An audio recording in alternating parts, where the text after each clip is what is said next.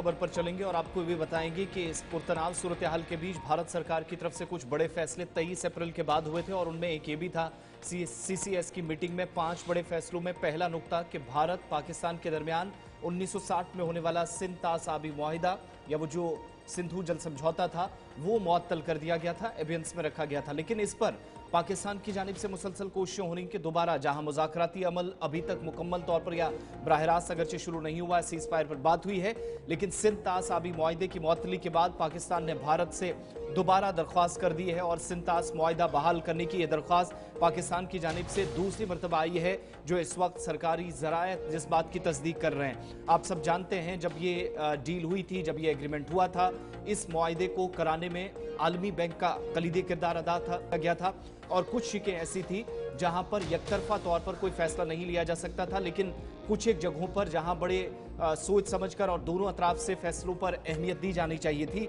जो माहिरीन जिस तरफ भी इशारा करते हैं। लेकिन भारत सरकार के इस फैसले के बाद, चूंकि आप सब मुसलसल देख रहे हैं, सरहद के उस तरफ काफ़ी पानी की कमी महसूस की गई है और इस पानी की कमी के बीच पाकिस्तान के अंदर करोड़ों लोग मुतासिर भी हुए हैं, जो पाकिस्तानी मीडिया रिपोर्ट कर रहा है। लेकिन इन सब के बीच में पाकिस्तान की मुतलका वजारत की जानिब से भारत की वजारत के साथ अभी तक की जानकारी के मुताबिक कि एक नहीं बल्कि दो मरतबा राब्ता किया गया है, कोशिश की गई है ताकि बैनुल-अक़वामी जो कवायद व ज़वाबित है उस दायरे में रहकर ये जो सिंध तास आबी मुआहिदा है उसकी बहाली की जो दरख्वास्त है वो दूसरी मरतबा इस तरह की खबर आई है। और आप सबको ये भी याद दिलाते चले कि आज तकरीबन 4 हफ्ते बीत गए हैं। इन 4 हफ्तों में 23 अप्रैल 2025 के बाद भारत सरकार की जानिब से मुख्तलिफ डैम से अपनी मर्जी से पानी छोड़ा गया और अपनी मर्जी से रोका गया, जिससे सरहद पार शदीद मुश्किलात से पाकिस्तान जूझ रहा है। भारत सरकार की तरफ से यह साफ कर दिया गया कि सिंध तास आबी मुआहिदे को फिलहाल मौखर कर दिया गया है और इनकी मुख्तलिफ शिकों पर काम नहीं किया जाएगा। जो शिकों पर काम नहीं किया जाएगा वो ये है कि पेशगी इतला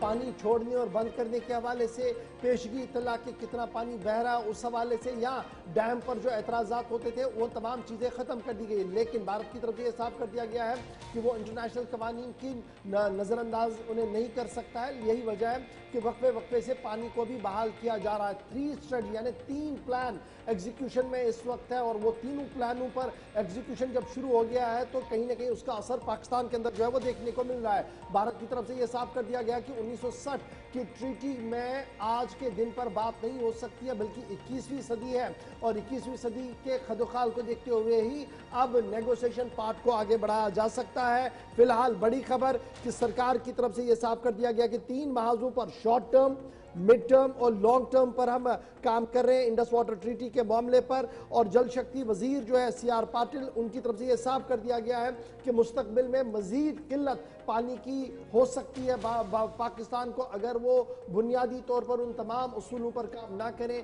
जो वक्त की अहम तरीन ज़रूरत है। तो फिलहाल पाकिस्तान की तरफ से 1 महीने के अंदर यह दूसरी मरतबा है जब वो सिंध तास आबी मुआहिदे को लेकर भारत के साथ राब्ते में आया है और भारत से दरख्वास्त की है कि सिंध तास आबी मुआहिदा सन 1960 का जो मुआहिदा है